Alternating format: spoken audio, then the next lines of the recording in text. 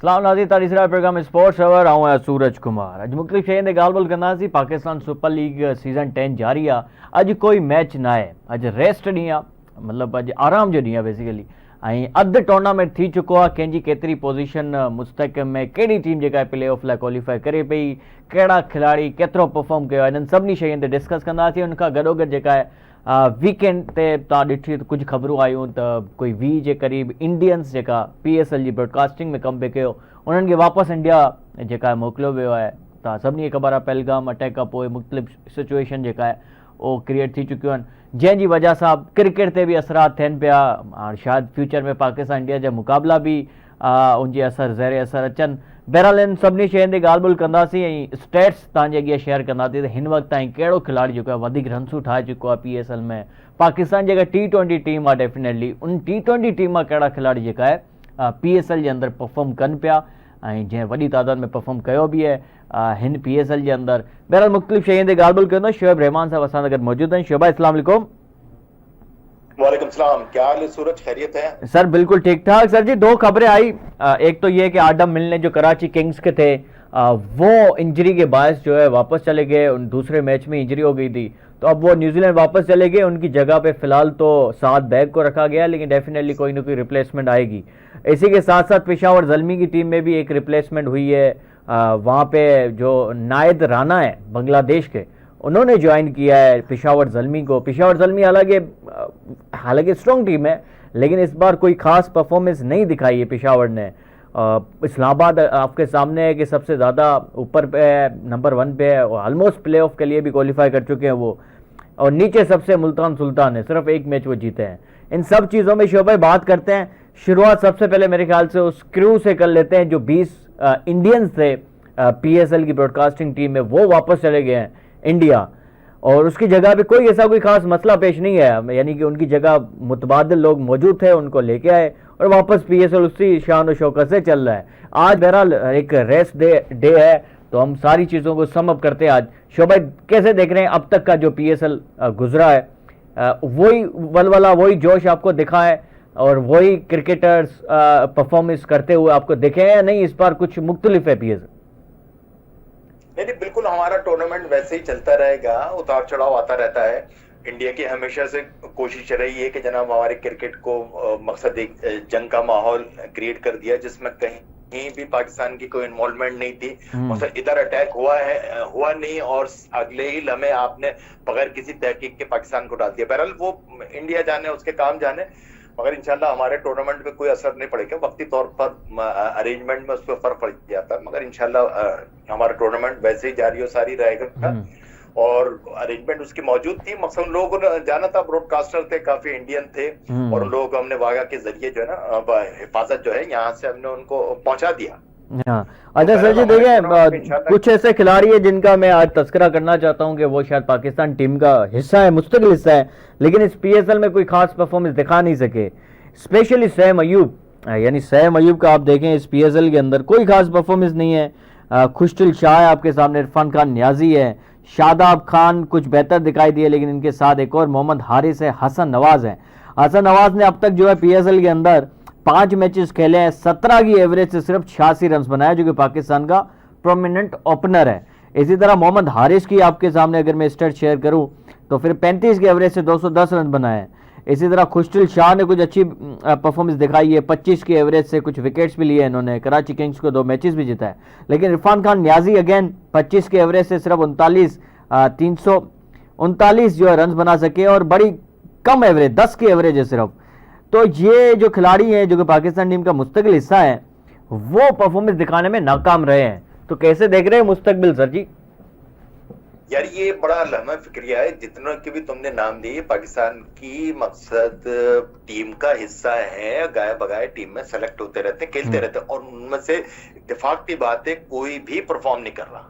अब या इनमें कोई मोटिवेशन की कमी आ गई है, क्या वजह है? सबसे बड़ा नाम अभी तुमने बाबर आजम का नाम दिया, उसके बाद फिर साइम अयूब का नाम दिया। चलो साइम अयूब को हम थोड़ा सा यूं मार्जिन दे दें कि इंजरी के बाद ये बहरहाल होना नहीं चाहिए, प्रोफेशनल प्लेयर्स को इंजरी हो कुछ भी हो उसने कमबैक अपना वैसे ही करना होता है। सही है। अब अगर उनमें ये कमी है और खासतौर पर बाबर आजम के लिए बार बार हम कह रहे हैं बाबर आजम का समझ में नहीं आता हमें कि क्यों आउट ऑफ फॉर्म है। और बाबर आजम के लिए देखो, मैं बार बार पहले भी कहा था, जितने भी हमारे बड़े प्लेयर हैं सब ने कह दिया कि बाबर आजम थोड़ा सा रेस्ट कर ले नहीं मतलब रन्स तो किए अभी क्रिकेट से। शोएब भाई, रन्स तो अभी करना शुरू हुए यार हैं। वो नहीं नहीं नहीं, नहीं वो देखो, रन्स वो करना और टीम को जिताना बड़ा फर्क है। एक मैच मकसद जितवाया भी बाबर सही ना आजम उन्होंने। के मेन प्लेयर्स के रन्स जो है, अगर आपकी टीम में काम में नहीं आते तो वो उसमें देखो ना, पेशावर जल्मी का अभी कोई रैंक में ऐसा नहीं आ रही ना। हाँ। अब आप वो कल के मैच में भी आप देखो कि वो डू एंड डाई वाला मैच था, भले एक आम मैच था। सबको पता है कि बाबर आजम की और मोहम्मद आमिर की बड़ी लगती है, और मोहम्मद आमिर उसको मुस्तकिल आउट कर रहा है। उस पे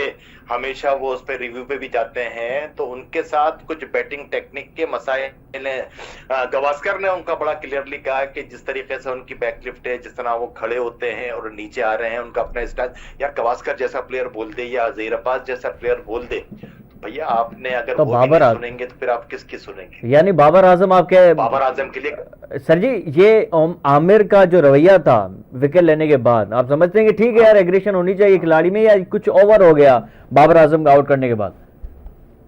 ये क्रिकेट के अंदर ये थोड़ा सा हुस्न कह लो, कुछ भी कह लो, ओवर हो जाता है। बहरहाल क्रिकेट के अंदर ये इस किस्म की चीजें होती रहती हैं, और फिर ये सब जानते हैं कि दोनों एक दूसरे को पसंद नहीं करते। मतलब बाबर आजम ने भी मोहम्मद आमिर के लिए मुख्तलिफ किस्म पे इल्जामात, और वो उनके लिए बाबर आजम के वैसे मुझे याद नहीं पड़ते कि कहीं पे बाबर ने कहा हो कि यार आमिर ऐसा है वैसा है। आमिर बाज़ औक़ात जियो पे बैठ के करता था इस किस्म की बातें। नहीं, आमिर ने तो की है। बाबर आजम के लिए वो यूं मुखालफत में थे कि जनाब जब वो कैप्टन रहे तो उन्होंने बिल्कुल भी उसको प्रमोट नहीं किया, तो आमिर को जो है ना उससे गिला ये रहा है कि जनाब मैं टीम का हिस्सा होना चाहिए था और मुझे नहीं आमिर तो शोएब भाई, आपको नहीं लगता कि रमीज राजा जब थे उनकी एक पॉलिसी थी कि भाई फिक्सर को नहीं लाना टीम के अंदर, तो उसी के दौर में बाबर आजम कैप्टन थे, तो अल्टीमेटली जब चेयरमैन आपका कह रहा है कि भाई आमिर और इस किस्म के फिक्सर को नहीं लाना, तो बाबर क्या करता? तो इसमें बाबर की तो नहीं होनी चाहिए गलती।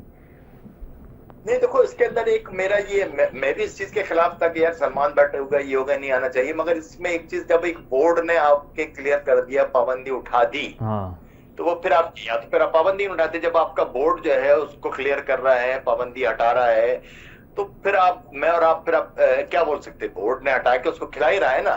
वो ठीक है जनाब, जो इल्जामात थे वो खत्म करके अब आप उसके आगे क्या करोगे? जब वो बोर्ड ने पाबंदी हटा दी तो फिर, वरना तो बोर्ड ही पाबंदी नहीं हटाता उसमें से।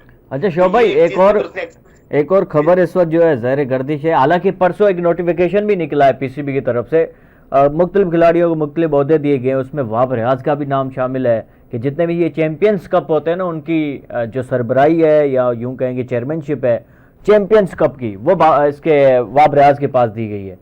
इसी तरह खबरें ये भी गर्दिश करी है कि शायद अगला जो चेयरमैन पीसीबी हो वो भी हो सकता है कि वहाब रियाज हो। तो इससे बुरे दिन वहाब रियाज जो है वो अब्बा मेंटोर है, मेंटोर के हेड है, आपको पता है ये बात? अगर मेंटोर को 50 लाख रुपए माहाना मिल रहे हैं तो वहाब रियाज को 60 लाख रुपए माहाना मिल रहे हैं।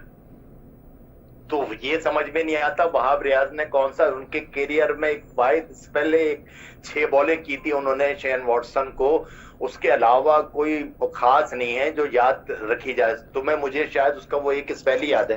हाँ, या तो फिर यूं कहेंगे सेमीफाइनल के अंदर जो 5 विकेट लिए थे, बस 5 विकेट लिए थे, मगर हम वो बुरी तरह उस दिन सबसे ज्यादा रन वहाब रियाज ने दिए थे 10 ओवर के अंदर। उस जमाने में 10 ओवर के अंदर 60, 65, 70 रन देना बहुत मायूब बात समझी जाती थी, क्योंकि टोटल रन ही 270-80 रन बने थे, और उसमें सबसे ज्यादा जो पिटा था वहाब रियाज पिटा था। वो ठीक है, उसने 5 विकेट तो ली थी, मगर जब रन बन चुके थे उसके बाद आके उसने 2-3। तो बहरहाल अब ये हमें समझ में नहीं आता कि या हो सकता है कि हमारी नजर वैसी ना हो कि हम वहाब रियाज की वो क्वालिटीज नहीं देख पा रहे हो जो कि बोर्ड देख रहा है। हाँ, मतलब आप हमारी नजर का कसूर है सर जी। हमारी नजर वैसी नहीं, हमारी नजर का कसूर है कि वरना वहाब रियाज क्या चीज है ये शायद क्रिकेट बोर्ड जानता है, वहाब रियाज जानता है, और कोई नहीं जानता। को शायद पता नहीं है। जैसा गालिब का पता गालिब के बाद चला था ना, तो हो सकता है वहाब रियाज की कदर भी वहाब रियाज के बाद हो।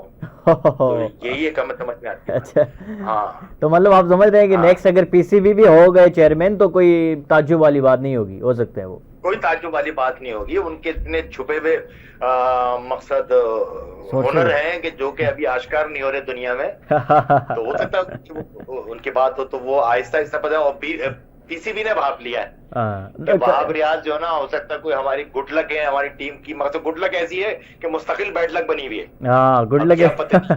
हाँ, मुस्तकिल पहले मुस्तकिल बने। बैड लक बनी हुई है। हाँ। और मगर वो जान नहीं छोड़ के दे रहे वहाब रियाज। और उनके बाद उनके पास जो छुपे हुए जो टैलेंट है ना, उनके पास जो हुनर है, वो अगर वो जाहिर करना शुरू कर देना, खुदा की कसम सर जी, सभी लोग कामयाब हो जाएंगे इस दुनिया में। मुझे लगता है कि कोई नाकाम नहीं रहेगा सब उसमें। कामयाब हो जाएंगे ना। हाँ, और सर एक तो टैलेंट ऐसा है ना कि जो मुस्तकिल पीसीबी में है, ये वाले टैलेंट की तुम बात कर रहे हो, हाँ। तो ये तो हर कोई दिखता है कि यार ये क्या ऐसी गिदड़ सिंगी है वहाब रियाज के पास कि वो आंख का तारा बना हुआ है।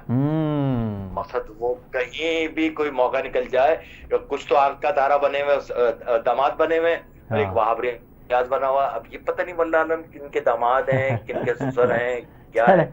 चलो भाई, यहाँ पे छोटा सा ब्रेक लेते हैं ताकि ये बात हमें भी हजम हो सकेंगे, वहाब रियाज और पीसीबी चेयरमैन। थोड़ा सा टाइम लेते हैं हम भी सर जी, ब्रेक लेते हैं, ब्रेक आप वापस आ चुना से ऐसा कर रहे हो।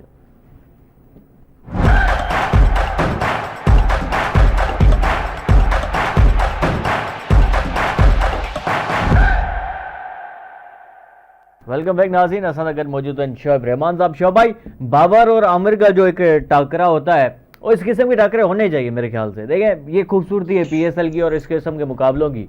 आपको पता है कि यार, जब दो राइवलरी होती है एक दूसरे के सामने, जैसे हम देखते हैं इंडिया पाकिस्तान, फिर लाहौर और कराची, इसी तरह मेरे ख्याल से प्लेयर्स के दरमियान भी एक राइवलरी होनी चाहिए। आप क्या समझते सर जी? नहीं, मैं तुमसे ब्रेक से पहले इसी पे बात कर रहा था कि ये चीज जो है ना एक तहजीब के अंदर रहे तो अच्छा रहता है, क्योंकि क्राउड की भी इन्वॉल्वमेंट रहती है, प्लेयर्स में भी। और फिर वो मकसद जीत हार का लगता है ना कि दोनों टीमें जीतने के लिए खेल रही हैं, तो वो मेरा ख्याल से कोई इतना वो बड़ा वो नहीं है, हल्का फुल्का जेस्चर है। तो क्राउड की भी इन्वॉल्वमेंट रहती है, जो बाबर के फैन हैं वो बाबर की तरफ है, मोहम्मद आमिर के फैन है, मोहम्मद आमिर का भी फैन क्लब है उनकी तरफ है। तो बहरहाल वो मुझे लगता है कि वो कोई ऐसी खास बात नहीं। किंग कौन है? ये जोश और जज्बा किंग तो यार बस सबको किंग को सोचना पड़ेगा। तो इसमें तो बाबर ने वो मोहम्मद आमिर ने बता दिया कि भैया मोहम्मद आमिर है। बहरहाल वो उसने 40 इयर्स की एज में भी वो किंग को जो है ना टिकने नहीं दे रहा। अच्छा, 40 साल उम्र हो गई है सर? 40 साल हो गई होगी हम आमिर। हाँ, तकरीबन 40 के आसपास है। 2 साल कम होंगे मोहम्मद आमिर की, और वो टिकने नहीं दे रहा। मोहम्मद आमिर एक हमारा बहुत बड़ा टैलेंट और जितना बड़ा बॉलर रहा है, और वो कुछ उसके मामलात ऐसे रहे तो वो इतनी विकटें और इतनी भाई, जब उनको फिक्सिंग के इल्जाम लगे थे, वो कितनी क्या उम्र होगी तब? 2015 में, 2005 में 2005 में जब लगे थे, मेरे ख्याल से 18-19 साल का था, 20 साल के अंदर का था वो। हाँ, 20 साल के अंदर का, तो तकरीबन अभी 25 चल रहा है, तो 40 के इर्द गिर्द होगा। सही कह रहे हैं आप। हाँ, मैं ये तो करना 40 के आसपास है। और वो काफी बड़ा बॉलर। विराट कोहली से आप जब भी मोहम्मद आमिर के मुतालिक बात करें तो विराट कोहली जैसा प्लेयर जो था उसके खौफ का शिकार रहता था। वो हमेशा मोहम्मद आमिर को नाम लेता है। मगर अब ये तक कि बस जनाब वो टैलेंट, इतना बड़ा टैलेंट था, कुछ वो जाया हुआ, बाद में वो कमबैक किया भी। तो बहरहाल अभी जो आपने बात की इन दोनों में किंग कौन है, तो मोहम्मद आमिर ने बता दिया कि जनाब वो मोहम्मद आमिर है। बाबर आजम को अपनी पोजीशन पे वापस लाने के लिए मेहनत करना पड़ेगी, और उसके पास से टाइम निकलता जा रहा है। अच्छा, उसका बैट पैच जो लंबा हो गया, मतलब वो 33-34 का हो गया बाबर आजम, 32-33 का। शोभा, इस पीएसएल में सबसे ज्यादा जो फास्टेस्ट डिलीवरी जिसने फेंकी है वो है फवाद अली, जिनका ताल्लुक कराची किंग्स से। हाँ, तकरीबन 150 के करीब 150 के करीब, है ना।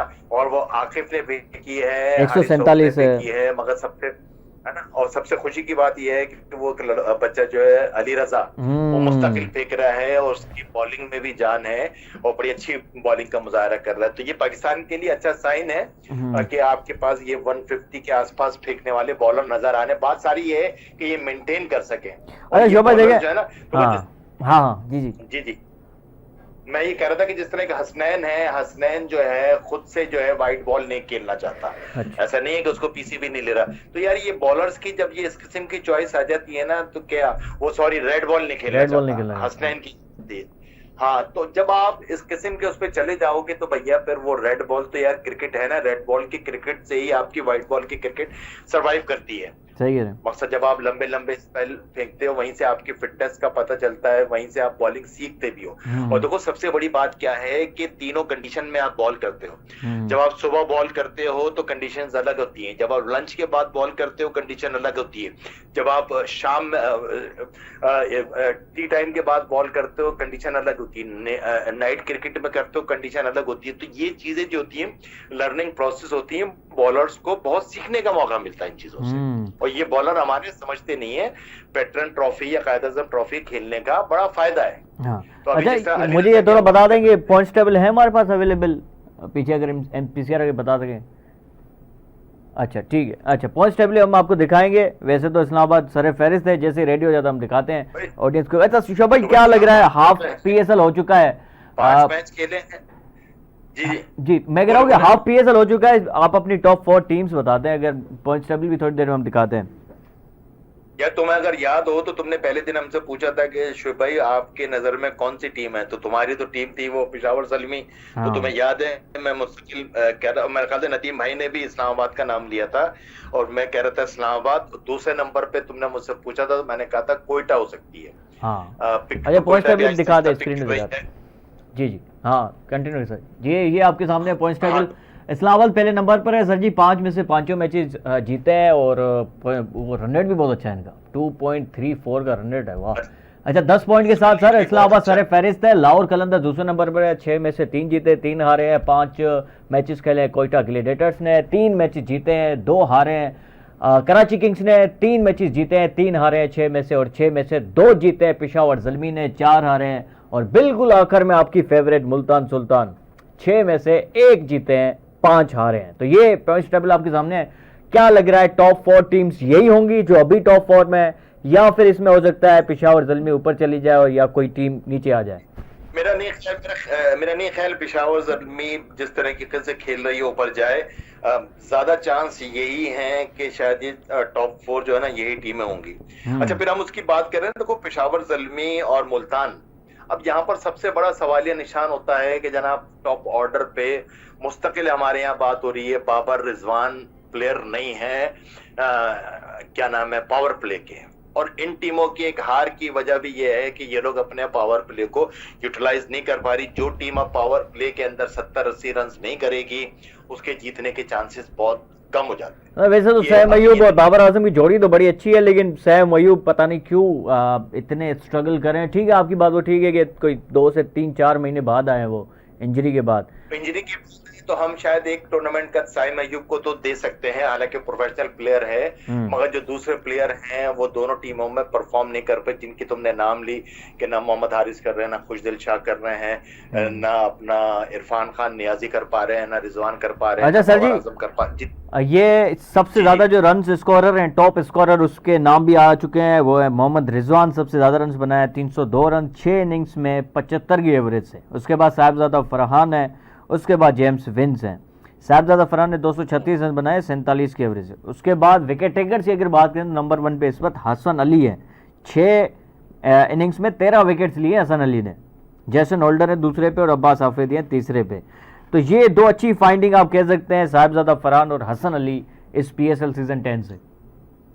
ये साहिबजादा फरहान जो है ना मुस्तकिल अपना साइड मैचेस में पीएसएल में दूसरे टूर्नामेंट में रन्स करता है, पर अनफॉर्चुनेटली अभी तक वो इंटरनेशनल क्रिकेट में आके उस मयार की परफॉर्मेंस नहीं दे सका। सही है। हसन अली की खुशी की बात है कि हसन अली ने काफी अरसे बाद कमबैक होता हुआ नजर आ रहा है उनका, और जिस चीज के लिए मशहूर थे उन्होंने लेंथ और लाइन पे अपना कंट्रोल करके और बड़ी अच्छी बॉलिंग कर रहा है। और हसन अली को अगर आप बॉलिंग करते हुए देखो ना तो वो बड़ा एनर्जेटिक लग रहा है। जनरेटर मुस्तकिल उनका जनरेटर चालू होता है। अब वो बिल्कुल जनरेटर उसका भी चालू हुआ है। और इसी तरह अब्बास आफरीदी मुझे पसंद भी है। अब्बास आफरीदी गाय बगाए परफॉर्मेंस देता रहता है, बैटिंग भी जहां जरूरत हो कर लेता है, बॉलिंग भी कर लेता है, तो ये बहरहाल अच्छे। मगर उनका मुझे लग रहा है कि वो लोग बेचारे एकदम चले गए। मोहम्मद वसीम एक हमारा बड़ा अच्छा प्रोस्पेक्ट था, वो अब पीछे होते जा रहे हैं, जमान पीछे होते जा रहे हैं, एहसानुल्लाह तो खत्म ही हो गया है। आकिफ जावेद भी मतलब वैसे तो उनकी स्पीड तो अच्छी है लेकिन विकेट्स इतने ज्यादा नहीं लेती। हाँ उसमें आप देखो जहांदाद वही काम खान आपकी टीम का परमानेंट हिस्सा है, लेकिन वो भी विकेट नहीं लेते। मैं बता रहा हूँ जितने भी हमारी टीम के परमानेंट हिस्सा हैं हाँ। जो लोग, वो पूरे टूर्नामेंट में परफॉर्म करते हुए दिखाई नहीं दिए। ये लम्हा फिक्रिया है। मकसद अलबत्ता अच्छी बात यह है कि शाहीन शाह अफरीदी वो शुरू में परफॉर्मेंस कर रहे हैं, जो कि 2019-20 में वो जैसे परफॉर्म करते थे, आते ही विकेट लेते थे इनिशियल स्पेल के अंदर, एक बार फिर से वही वाले शाहीन शाह अफरीदी दिख रहे हैं हमें इस पीएसएल में। वो शहनशाह अफरीदी अगर वो नहीं करेंगे तो शहनशाह अफरीदी को एहसास हो गया है कि दूसरे लोग जो है ना दरवाजा खटखटा रहे हैं कि हाँ। अब जब बात जो है आहिस्ता आहिस्ता लग गई कि शहनशाह अफरीदी में बात नहीं रही, तो अगर शहनशाह अफरीदी कमबैक नहीं करेंगे तो भैया पीसीबी किसी का है थोड़ी। पर ठीक है कि आप बड़े नाम तो उस वक्त तक बड़े नाम हो जब तक आप परफॉर्म करोगे, वरना तो यहाँ पर तो बड़े बड़े लोग जो थे आज किस्सा पारीना बन चुके हैं। तो परफॉर्मेंस है, परफॉर्मेंस आपकी रहेगी तो आपके नखरे भी उठाए जाएंगे, और बगैर परफॉर्मेंस के पीसीबी किसी के भी नखरे नहीं उठाता। वाह, ये बात तो आपने बिल्कुल ठीक की है। सर जी आखिरी में सवाल ये है कि अब्दुल समद, जो पाकिस्तान का यूं समझा जा रहा है कि कोई अब्दुल रज़ाक बनेगा, लेकिन अब्दुल समद की परफॉर्मेंस भी कोई खास नहीं रही है इस पीएसएल सीजन 10 में। 4 मैचेस वो खेले हैं, 4 मैचेस में सर जी 14 की एवरेज है, कुल 44 रन बनाए सिर्फ। अब्दुल रज़ाक को हमें यूं समझो, अब्दुल रज़ाक पाकिस्तान क्या दुनिया का बड़ा बेस्ट किस्म का ऑलराउंडर था। और अब्दुल रज़ाक का शायद तुम्हें याद ना हो, बड़ा यूटिलिटी प्लेयर था। अब्दुल रज़ाक को हमने 99 के वर्ल्ड कप में ओपनर और वन डाउन भी खेले हैं, आपको याद है पूरा टूर्नामेंट। तो जहां उसकी जरूरत पड़ती थी अब्दुल रज़ाक को, जैसा कि उसको अगर वो रोकने का कहा जाए तो रोकना भी जानता था, उसको हिटिंग का किया जाए हिटिंग करना भी जानता था, बॉलिंग जिस वक्त क्रूशियल स्टेज पे हमें कोई विकेट चाहिए हो तो वो आके विकेट भी दिलाता था। अब्दुल रज़ाक तो मकसद बहुत मुश्किल लगता है, अल्लाह करे कि अब्दुल रज़ाक जैसा मिले, मगर अभी हमें इन प्लेयर्स में कोई भी हमें ऐसा नजर नहीं आता कि अब्दुल रज़ाक जैसा ऑलराउंडर किसी में भी वो सलाहियत है अब्दुल रज़ाक बनने की। सर जी बहुत शुक्रिया शोभ भाई, आपका कीमती वक्त निकाला आपने प्रोग्राम स्पोर्ट्स अवर के लिए। जे प्रोग्राम एतिरो ही, पंहिंजो ख्याल रखना, फीडबैक ज़रूर ॾींदा, मिलंदा सुभाणे। अल्लाह हाफ़िज़।